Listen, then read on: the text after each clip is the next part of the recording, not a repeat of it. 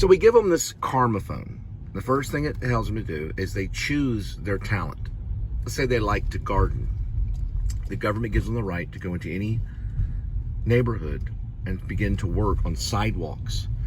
And there'll be certain things that they can work on, like the city, right? Like city stuff. Sidewalks, they can repaint address stuff on sidewalks, all kinds of stuff, and they would gain karma points, okay? And things would be left for them to do. So the New Liberty Party would drop off some paint and stuff like that.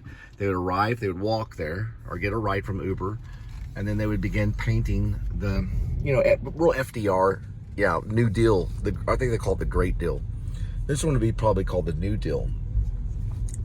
And then they would be able to paint and stuff, and it'd be impossible for them to be homeless because they have stuff to do. Now, let's say they're very mentally ill, okay? There's also going to be aspects about the app for one person to access where their location is and to counsel them, just to talk to them, to be near them. Sometimes they don't like to go into clinics, or they don't want to go into One Flew Over the Cuckoo's Nest, Nurse Ratched style, sitting there and be, you know, they sometimes want to live under a bridge. And listen, they can do that too, but there can be people that can camp with them and talk with them and earn an endless amount of karma points with the government. We want to bring charity back to the country. That's the New Liberty Party, right?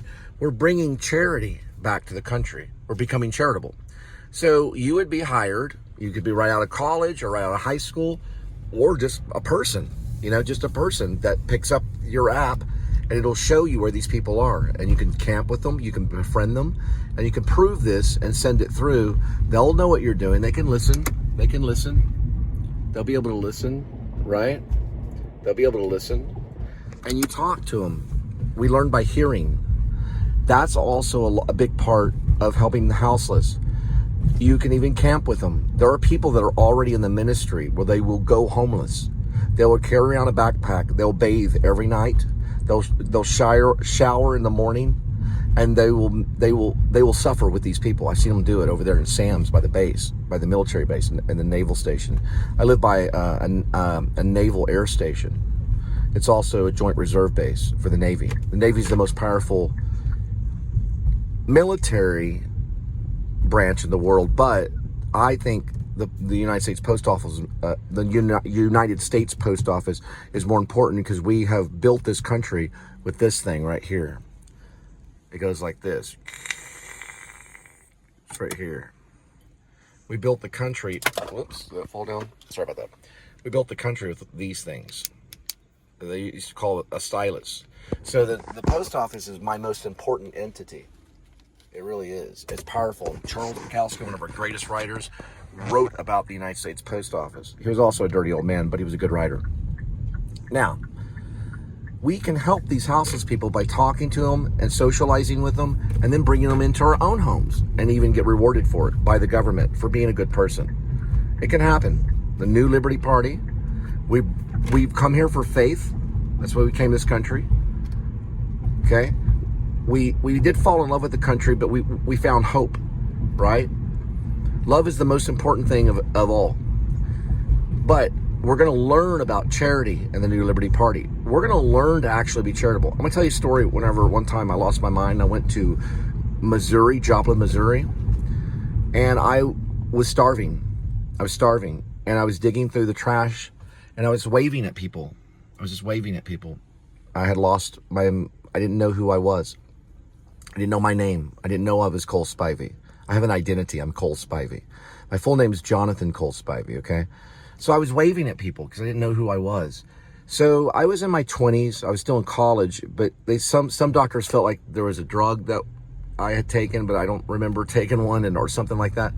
Or some doctors feel it was too much stress, and I just kind of lost it and got all Pink Floyd the Wall. Well, I was in Missouri, Joplin, and I was just kind of wandering around. A police officer pulled up, and on his lapel was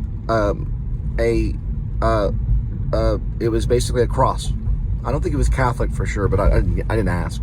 But he had a cross on his lapel. You know what a lapel is, right? So I could see the cross, and I think he said my name. I'm not for sure if he knew my name, but he might have, because I don't think I was giving out my name. But anyway, I don't remember. He said, I think I may have said my name to somebody when I woke up a little bit, because I was eating out of the trash at Taco Bell.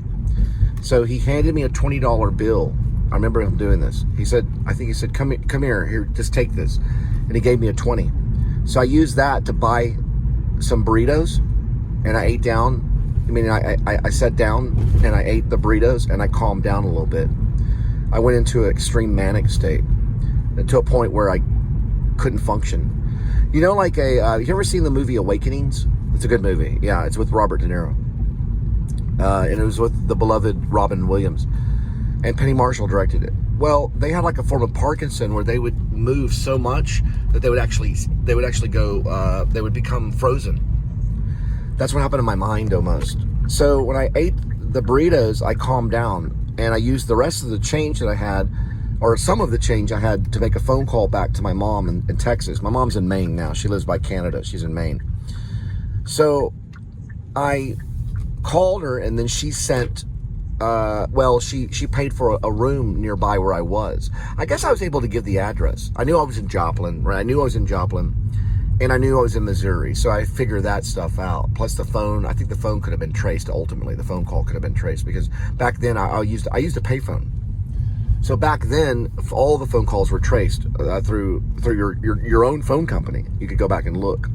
So they would eventually found me. My Laser, which was it's kind of like a Plymouth Laser. It was like a sports car. It ran out of gas.